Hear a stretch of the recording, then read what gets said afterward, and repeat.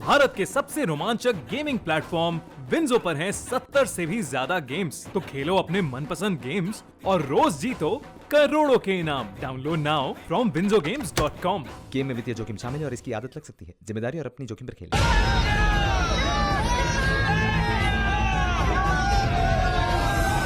जय जय श्री राम का नारा लगा रहे हैं, जो कि पहले बंगाल में जैसे उत्तर प्रदेश में ये पहले से ही नारा है।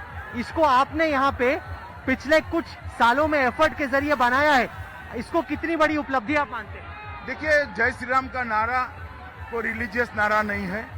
यहाँ की अव्यवस्था के खिलाफ, यहाँ के भ्रष्टाचार के खिलाफ और विशेषकर घुसपैठ और तुष्टीकरण के खिलाफ प्रजा का आक्रोश है और इस नारे को उसी स्वरूप में लेना चाहिए। आपने तमाम लोगों से स्पर्धा की है, कई बार जीते हैं, कुछ बार हारे हैं। ममता बनर्जी की तुलना आप एक कंपेटिटर, एक विरोधी के तौर पे आप कैसे करते हैं जब आप बाकियों से उनकी तुलना करते हैं? मुझे लगता है कि उन्होंने दूसरे टर्म में भतीजे को मुख्यमंत्री बनाने के लिए इतना अति कर दिया कि बंगाल की जनता अब उनके साथ नहीं है, क्योंकि लेफ्ट ना विकास करना चाहते थे ना तृणमूल विकास करना चाहते थे। भारतीय जनता पार्टी की सरकारें जहां जहां बनी देश भर में, वहां पर विकास करने का काम किया है और यही है हमारा लक्ष्य कि ये सोनार बांग्ला बने।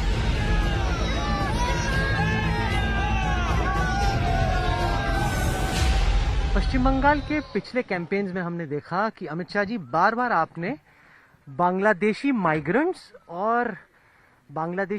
के चलते पश्चिम बंगाल की पॉलिटिक्स पर आपने अटैक किए। टर्माइट्स भी कहा, दीमक भी कहा एक तरीके से। इस चुनाव में वो नैरेटिव गायब है। तो मोदी जी भी गए बांग्लादेश और वहां पे रिश्तों को सुधारने की कोशिश की। क्या एक कॉन्शियस स्ट्रेटेजी है बांग्लादेश से रिश्तों को सुधारने की? नहीं, आपके कान सिलेक्टिवली खुले हैं। आज दोनों सभाओं में मैंने घुसपैठिया मुक्त बांग्लादेश की बात करी और आप जिनके लिए माइग्रेंट शब्द प्रयोग करते हो वो माइग्रेंट नहीं है, वो घुसपैठिए हैं। तो अगर पश्चिम बंगाल में भारतीय जनता पार्टी की सरकार बनती है तो बांग्लादेश से रिश्तों को आप कैसे देखते हैं, खास तौर से क्योंकि तीस्ता वाटर एग्रीमेंट जैसे कई एग्रीमेंट्स ममता जी के चलते पेंडिंग रहे? देखिए, सबसे पहली बात तो बांग्लादेश भी सहमत नहीं है कि घुसपैठ, उसको रोकना चाहिए, सभी का मत है। तो मैं नहीं मानता इसमें कोई अंतर विरोध है। और जहां तक तीस्ता का सवाल है, स्वाभाविक रूप से हम अनुकूलता करेंगे और एक प्रकार से बंगाल को अन्याय न हो इसकी चिंता भी करें। बांग्लादेश में इस्लामिक रेडिकलिज्म को आप कितना बड़ा खतरा मानते हैं? जो बांग्लादेश में इस्लामिक रेडिकलिज्म है, कट्टरपंथ इस्लाम जो है, मोदी जी की वहां पे यात्रा के बाद काफी अटैक्स भी हुए वहां पे। देखिए, मैं मानता हूं बॉर्डर के उस पार क्या हो रहा है, इसको बंगाल चुनाव का इश्यू इसलिए नहीं बनाना चाहिए कि पहले बंगाल के अंदर ही बहुत रिपेयरिंग की जरूरत है, वो पहले एक बार कर ले। साथ ही साथ आपके कैंपेन्स में पाकिस्तान पे बहुत हमले होते थे, लेकिन अब तो इंडिया और पाकिस्तान के रिश्ते पहले से बेहतर हो रहे हैं, उसको आप कैसे देखते हैं? ऐसे नहीं है, यहाँ पर अव्यवस्था ही इतनी ज्यादा है कि यहाँ की बात बोलते बोलते ही समय खलास होता है, खत्म हो जाता है। वेस्ट बंगाल इलेक्शंस आपका एक पैशन प्रोजेक्ट रहा है, आपके दिल के बहुत करीब रहा है। पश्चिम बंगाल में नतीजे आने के बाद अगला ऐसा कौन सा पॉलिटिकल एजेंडा है जिस पर आपका ध्यान जाने वाला है? मेरी पार्टी को जिताना हमेशा से मेरा एजेंडा है, चाहे वो पश्चिम बंगाल हो, मणिपुर हो, आसाम हो, त्रिपुरा हो या उत्तर प्रदेश हो। जहां जहां चुनाव होता है, मैं मानता हूं कि भारतीय जनता पार्टी अपने काम के आधार पर विजय प्राप्त करेगी। जिस तरीके से त्रिपुरा में और वेस्ट बंगाल में भारतीय जनता पार्टी को लेकर लोगों का रुख बदला, वैसा अब तक केरल में नहीं हुआ है।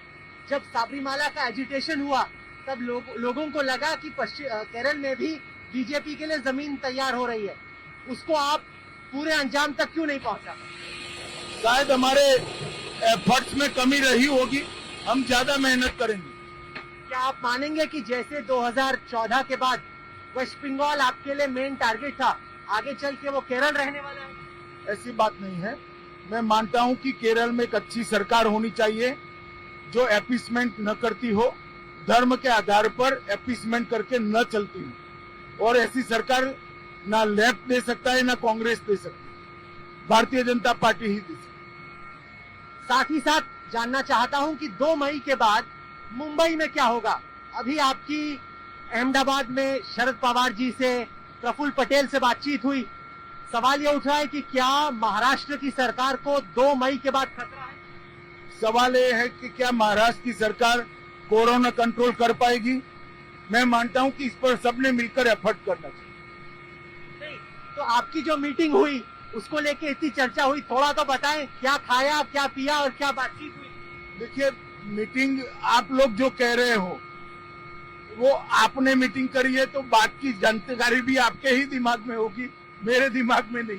क्या आपके हिसाब से कोई संभावना है कि एनसीपी और बीजेपी मिलकर महाराष्ट्र में आगे चल के सरकार बना सकते हैं? ऐसा अभी कहना बहुत दिक्कत है।